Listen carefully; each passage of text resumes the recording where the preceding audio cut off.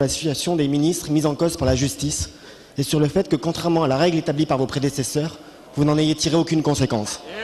Votre réponse n'a pas été acceptable dans la forme, car vous avez prétendu que les députés socialistes avaient bafoué la présomption d'innocence d'Éric Woerth, alors que nous nous sommes bornés à poser des questions et que c'est vous qui l'avez sanctionné en lui faisant quitter le gouvernement.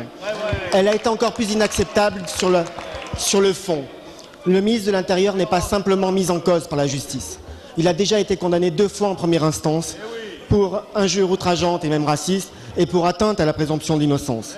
Vous allez nous répondre qu'il a été fait appel des jugements et qu'ils ne sont pas encore définitifs et vous serez certainement même tenté de faire preuve de la même agressivité qu'hier. Pourtant, la situation mérite mieux que cela. Être ministre, c'est d'abord être ministre de la République et de toute la République. Et cela vaut pour le ministre de l'Intérieur, qui n'est pas seulement le chef de la police et encore moins le porte-parole d'une organisation professionnelle.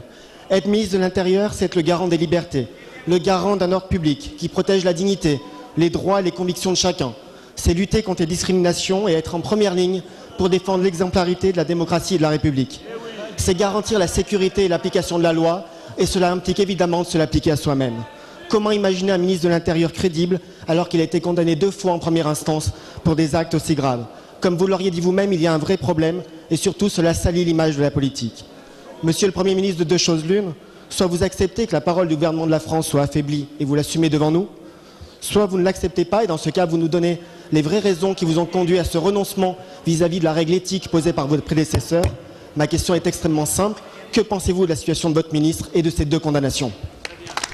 Monsieur le ministre des Relations avec le Parlement.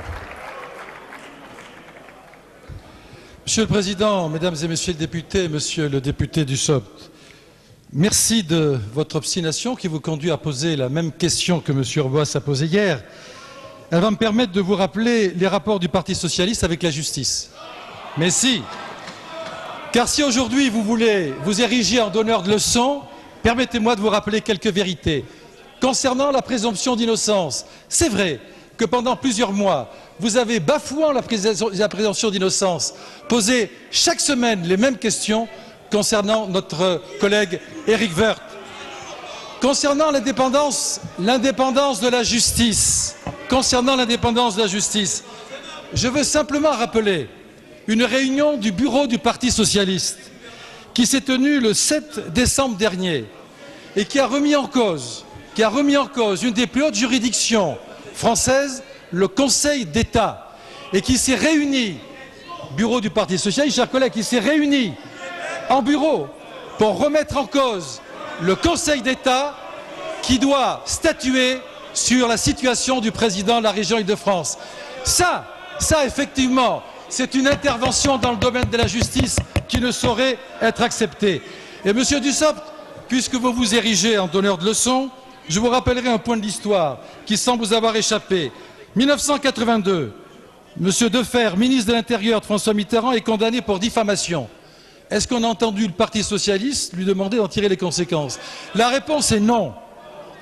Je voudrais simplement conclure en disant que la raison qui a conduit hier la majorité ici présente à voter avec une majorité de plus de 300 voix la LOPSI, loi de la sécurité intérieure, est une raison qui doit permettre de comprendre la confiance que le gouvernement fait à M. Hortefeux, la confiance que le Premier ministre et que le Président de la République font au ministre de l'Intérieur pour l'excellent travail qu'il fait pour la sécurité des Français. Merci. La parole est à Jacques-Alain Bennisti. Merci, Monsieur le